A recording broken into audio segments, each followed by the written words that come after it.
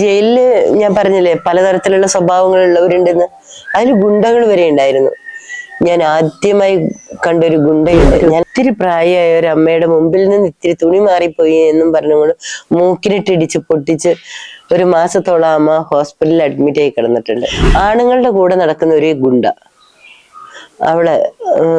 അങ്ങനെയാണ് ഞാൻ അവളെ കണ്ടത്. അവള് ഈ എന്റെ പുസ്തകത്തിലുള്ള വിലാസിനി എന്ന കഥാപാത്രത്തോട് എപ്പോഴും എല്ലാരേക്കും അവിടെ ഒരു പേടിയായിരുന്നു. കാരണം എന്തും ചെയ്യാൻ പറ്റാത്ത ഒരു കടയിൽ കയറി ഭർത്താവിനെ കാമുകിയെ കുത്തി കൊല്ലാൻ നോക്കിയിട്ട് വന്നവളാ. പെണ്ണുങ്ങളെല്ലാം കൂടി വട്ടം ചൂടി നിന്ന് വട്ടം കൂടും വിലാസിനിക്കിട്ട് തല്ലാൻ വേണ്ടി. അങ്ങനെ വിലാസിനെ തല്ലി ഒതുക്കി കൊണ്ടുവരാറുണ്ട്. കണ്ണൂർ വധക്കേസില് ഒരു സ്ത്രീ അവരൊക്കെ എന്ന് പറഞ്ഞാൽ ഭയങ്കര തൻ്റെ ഇടത്തോടു കൂടി പെരുമാറുന്ന ഒരു വ്യക്തിയാണ്. കാരണം ഞാനാണ് ഈ ജയിലിന് മേധാവി എന്ന് ചിന്തിക്കുന്ന അങ്ങനെ ഉള്ളവരുണ്ട്. ചിലര് എപ്പോഴും തെറികൾ മാത്രം ഉപയോഗിക്കുന്നവരുണ്ട്. അവരുടെ അവിടുത്തെ ടൗണിലെ ശീലങ്ങൾ വെച്ച് തെറികൾ മാത്രം പറയുന്നവരുണ്ട്. ഇവര് വന്ന നല്ല രസമാണ് കേട്ടോ ജയിലിൽ. അവരുടെ വഴക്കുകൾ കേൾക്കാൻ രസമായിരിക്കും. ചിലപ്പോ അവരിൽ ഒരാളുടെ കൂടെയുള്ളവനെ ചൊല്ലിയായിരിക്കും മറ്റേ ആള് തർക്കം.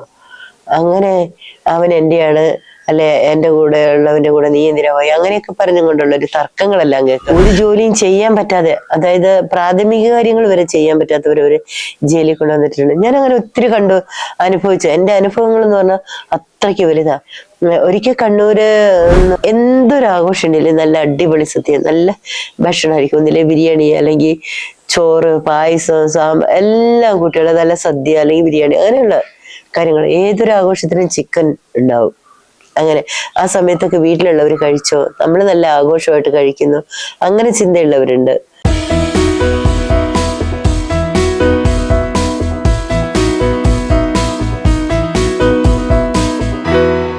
ഇത് ലിസി റോസക്കുട്ടി, സുൽത്താൻ ബത്തേരിയിലെ ചുള്ളിയോട് സ്വദേശിനി. കൂടപ്പിറപ്പിനെ പോലെ കണ്ടൊരാളുടെ ചതിയിൽപ്പെട്ട് 12 വർഷം ജയിലിലകപ്പെട്ട നിരപരാധി. ജയിലിനുള്ളിൽ ലിസിയെയും ജയിലിന് പുറത്ത് ലിസിയുടെ വാർദ്ധക്യത്തിലെത്തിയ അമ്മയെയും കാത്തിരുന്നത് സമാനതകളില്ലാത്ത ദുരിതങ്ങളായിരുന്നു. ആ കഥ ലിസി തന്നെ പറയും.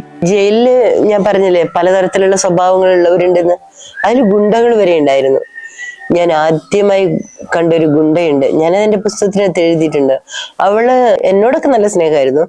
അവൾക്ക് എല്ലാരേക്കും അവിടെ ഒരു പേടിയായിരുന്നു. കാരണം എന്തും ചെയ്യാൻ പറ്റാത്ത ഒരു കടയിൽ കയറി ഭർത്താവിനെ കാമുകിയെ കുത്തി കൊല്ലാൻ നോക്കിയിട്ട് വന്നവളാ. അവര് മരിച്ചില്ല കേട്ടോ. മരിച്ചിരുന്നെങ്കിൽ അവൾക്ക് ജീവബന്ധം കിട്ടിയേനെ. പിന്നെ ഈ പറഞ്ഞ വ്യക്തി റോബറി അങ്ങനെയുള്ള പല കേസുകളിലും പെട്ടതാണ്. ആണുങ്ങളുടെ കൂടെ നടക്കുന്ന ഒരു ഗുണ്ട അവള്. അങ്ങനെയാണ് ഞാൻ അവളെ കണ്ടത്. അവള് ഈ എന്റെ പുസ്തകത്തിലുള്ള വിലാസിനി എന്ന കഥാപാത്രത്തോട് എപ്പോഴും വഴക്കായിരുന്നു. ഇവര് തമ്മിൽ അടിയും പിടിയൊക്കെ ഉണ്ടായിട്ടുണ്ട്. കസേര വെച്ച് അടിക്കാനും അങ്ങനെയല്ല.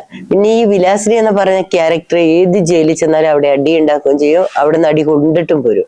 പെണ്ണുങ്ങളെല്ലാം കൂടി വട്ടം ചൂടി നിന്ന് വട്ടം കൂടും വിലാസിനിക്കിട്ട് തല്ലാൻ വേണ്ടി. അങ്ങനെ വിലാസിനെ തല്ലി ഒതുക്കി കൊണ്ടുവരാറുണ്ട്. അതേപോലെ ഞാന് ഒരു കഞ്ചാവ് കേസിൽ എന്റെ പുസ്തകത്തിനകത്തുണ്ട്, പ്രണയത്തിന്റെ വിത്ത് പാകിയ സൗമ്യ. അവളുടെ മുടിക്കുത്തിനൊക്കെ പിടിച്ച് നമ്മളെ ഈ വിലാസിനെ ചവിട്ടും അടിക്കുകയോ ഒക്കെ ചെയ്തിട്ടുണ്ട്. കാരണം അവർക്ക് പറ്റാത്തത് പറയുകയോ ചെയ്യുകയോ കണ്ടു കഴിഞ്ഞാൽ അപ്പൊ അവര് പ്രതികരിക്കുകയാണ്. അത് അടിയിലാണ് കാർത്തിയാനി ചെയ്യുന്നത്. എല്ലാവരും അടിക്കുക. കാരണം ഒത്തിരി പ്രായമായ ഒരു അമ്മയുടെ മുമ്പിൽ നിന്ന് ഇത്തിരി തുണി മാറിപ്പോയി എന്നും പറഞ്ഞുകൊണ്ട് മൂക്കിനിട്ട് ഇടിച്ച് പൊട്ടിച്ച് 1 മാസത്തോളം അമ്മ ഹോസ്പിറ്റലിൽ അഡ്മിറ്റ് ആയി കിടന്നിട്ടുണ്ട്. അതേപോലെ ഈ മൊറൽ ട്രാഫിക്കിന് പിടിക്കപ്പെട്ട് വരുന്ന പെണ്ണുങ്ങളോട് അവരുടെ കയ്യിലുള്ളത് എന്ത് ചോദിച്ചിട്ട് കൊടുത്തില്ലെങ്കിൽ അപ്പോ ഈ വിലാസിനി തല്ലുണ്ടാക്കും അവരോട്. ജയിലിൽ അങ്ങനെ ഒത്തിരി ക്യാരക്ടർ കണ്ടിട്ടുണ്ട് ഞാൻ. വളരെ സാധുക്കളായിട്ടുള്ളവര്, ഒത്തിരി വയ്യാത്തവര്, നടക്കാൻ വരെ ബുദ്ധിമുട്ടുള്ളവര് വരെ വന്നിട്ടുണ്ട് ജയിലില്. പ്രായം ചെന്ന് ഒരു ജോലിയും ചെയ്യാൻ പറ്റാതെ, അതായത് പ്രാഥമിക കാര്യങ്ങൾ വരെ ചെയ്യാൻ പറ്റാത്തവരവര് ജയിലിൽ കൊണ്ടുവന്നിട്ടുണ്ട്. ഞാൻ അങ്ങനെ ഒത്തിരി അനുഭവിച്ചു. എന്റെ അനുഭവങ്ങൾ എന്ന് പറഞ്ഞാൽ അത്രയ്ക്ക് വലുതാ. ഒരിക്കൽ കണ്ണൂര് ഒരു അമ്മയെ കൊണ്ടുവന്നു. ഒത്തിരി പ്രായമായ അമ്മയാ. തുണി അലക്കാൻ പറ്റില്ല, കുളിക്കാൻ പറ്റില്ല, ടോയ്ലറ്റിൽ പോകാനും പറ്റില്ല, ബുദ്ധിമുട്ട് അങ്ങനെയുള്ള. പക്ഷെ ഞാൻ അവരെ സഹായിച്ചിട്ടോ. ഞാനും എൻ്റെ ഒരു ഫ്രണ്ട് ഉണ്ട് സുജാത എന്ന് പറഞ്ഞ, ഞങ്ങൾ രണ്ടുപേരും കൂടിയാണ് ആ അമ്മയെ കുളിപ്പിക്കാനും വെള്ളം ചൂടാക്കി കൊണ്ടുവന്ന് കുളിപ്പിക്കാനും പിന്നെ ബാത്റൂമിൽ കൊണ്ടുപോകാനും അതിന്റെ തുണികളെല്ലാം അലക്കി കൊടുത്തിട്ടുണ്ട്. അങ്ങനെയുള്ള ക്യാരക്ടേഴ്സ് ഉണ്ട്. ബാങ്ക് റോബറി വരെ ചെയ്തിട്ടുള്ളവരുണ്ട്. എന്തെല്ലാം ആളുകൾ ഏതെല്ലാം തരത്തില് ഒരു തെറ്റും ചെയ്യാതെ വന്നവരുണ്ട്. പിന്നെ എന്നെ പോലെ അബദ്ധത്തിൽപ്പെട്ട് വന്നവരുണ്ട്. അങ്ങനെ പിന്നെ ചിലരെല്ലാം വളരെ ക്രൂര മനസ്സോട് കൂടിയിട്ടോ. അവിടെ വന്നാലും എനിക്ക് എൻ്റെ സ്വഭാവത്തിനൊരു മാറ്റം വരുത്താൻ ഞാൻ തയ്യാറല്ല. എൻ്റെ സ്വഭാവം ഇങ്ങനെ തന്നെയാണ്, ഞാൻ ഇതേ തരത്തിൽ മുന്നോട്ട് പോവുകയുള്ളൂ എന്ന് കരുതുന്നവരുമുണ്ട്. അങ്ങനെ ഒത്തിരി ഒത്തിരി ആളുകളെ കണ്ടു ഞാൻ ജീവിതത്തില്. പിന്നെ എന്ന് പറഞ്ഞാല് വലിയ ഒരു വധക്കേസില് ഒരു സ്ത്രീ, അവരൊക്കെ എന്ന് പറഞ്ഞാൽ ഭയങ്കര തൻ്റെ ഇടത്തോടു കൂടി പെരുമാറുന്ന ഒരു വ്യക്തിയാണ്. കാരണം ഞാനാണ് ഈ ജയിലിന്റെ മേധാവി എന്ന് ചിന്തിക്കുന്ന അങ്ങനെ ഉള്ളവരുണ്ട്. ആ കൂട്ടത്തിലായിരുന്നു വധക്കേസിലെ പ്രതിയല്ല. പിന്നെ മറ്റുള്ളവരോട് വഴക്കുണ്ടാക്കാൻ മാത്രം കഴിയുന്ന ഈ ITPKC വരുന്നവരാ. അവരുടെ സാഹചര്യം കൊണ്ടായിരിക്കും അവരങ്ങനെയൊക്കെ ആകപ്പെട്ടു പോകുന്നത്. പക്ഷെ അതിലും ചിലര് എപ്പോഴും തെറികൾ മാത്രം ഉപയോഗിക്കുന്നവരുണ്ട്. അവരുടെ അവിടുത്തെ ടൗണിലെ ശീലങ്ങൾ വെച്ച് തെറികൾ മാത്രം പറയുന്നവരുണ്ട്. അല്ലാതെ ചിലര് ഒന്നും മിണ്ടാതെ കേട്ടിരിക്കുന്ന. ഇവര് വന്ന നല്ല രസമാണ് കേട്ടോ ജയിലിൽ. അവരുടെ വഴക്കുകൾ കേൾക്കാൻ രസമായിരിക്കും. ചിലപ്പോ അവരിൽ ഒരാളുടെ കൂടെയുള്ളവനെ ചൊല്ലിയായിരിക്കും മറ്റേ ആള് തർക്കം. അങ്ങനെ അവൻ എന്റെയാണ്, അല്ലെ എൻ്റെ കൂടെ ഉള്ളവന്റെ കൂടെ നീ എന്തിനാ പോയി, അങ്ങനെയൊക്കെ പറഞ്ഞും കൊണ്ടുള്ള ഒരു തർക്കങ്ങളെല്ലാം കേൾക്കുക. അതൊക്കെ ഇതാണ്. അങ്ങനെയുള്ള തർക്കങ്ങൾ വരെ ജയിലിനകത്ത് വെച്ച് ഉണ്ടാവാറുണ്ട്. അങ്ങനെ ഒത്തിരി ഒത്തിരി ക്യാരക്ടേഴ്സ്. ഈ കുട്ടികളെ ഇട്ടിട്ട് വരുന്ന തള്ളമാരുടെ ഒരു അവസ്ഥയൊക്കെ പറഞ്ഞാൽ ഭയങ്കര വിഷമം. വന്ന് കരയുക. ഇപ്പൊ എൻ്റെ കൂടെ ഉണ്ടായിരുന്ന ഒരു സ്ത്രീയുടെ 2 പേരുടെ മക്കള് പ്രസവ സമയത്ത് അവരവിടെ ഉണ്ടാവേണ്ട ഒരു പ്രസന്റില്, ആ മക്കളുടെ കല്യാണ സമയത്തും പ്രസവ സമയത്തും ഒന്നും അവരുടെ സാന്നിധ്യം ഇല്ലാതെ നടന്ന കുറെ കാര്യങ്ങളുണ്ട്. ആ സമയത്തൊക്കെ ആ അമ്മമാര് വേദനിക്കുന്ന കാണണം. ഭക്ഷണം പോലും ഇറങ്ങാതെ, ഒരു വെള്ളം പോലും ഇറങ്ങാതെ അവരവിടെ കിടന്ന് നെഞ്ചു നീറി കരയുന്ന ഒരവസ്ഥകളൊക്കെ ഉണ്ട്. അമ്മച്ചിക്ക് തീരെ വയ്യ, ഹോസ്പിറ്റലിലാണ്, ഓക്സിജൻ ലെവല് തീരെ താണു പോയി, രക്ഷയില്ല എന്നങ്ങനെ വിളിച്ചറിയിച്ച സമയത്ത് ഞാൻ അനുഭവിച്ചൊരു വേദന. ഫോൺ വിളിക്കാൻ നമുക്കൊരു സ്വാതന്ത്ര്യമില്ലല്ലോ.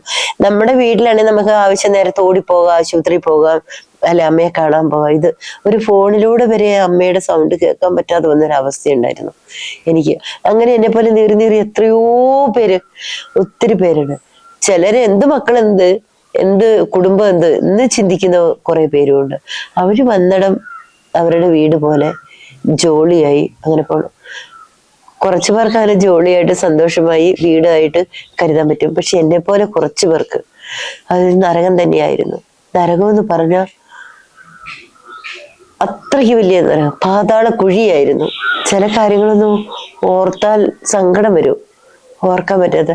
ഞാൻ പറഞ്ഞല്ലോ, സദ്യ വിളമ്പുന്ന സമയത്തെല്ലാം താഴെ ഇലയിട്ടിട്ട് എല്ലാവരും വെള്ളവസ്ത്രം കൊടുത്ത് വിധവകളെ പോലെ ഇരുന്ന് ഭക്ഷണം കഴിക്കുന്ന സമയത്ത് വീട്ടിൽ ആരാ എന്താ കഴിച്ചിട്ടുണ്ടാവും. അവിടെ വിഭവസമൃദ്ധമായ സദ്യയാണ്.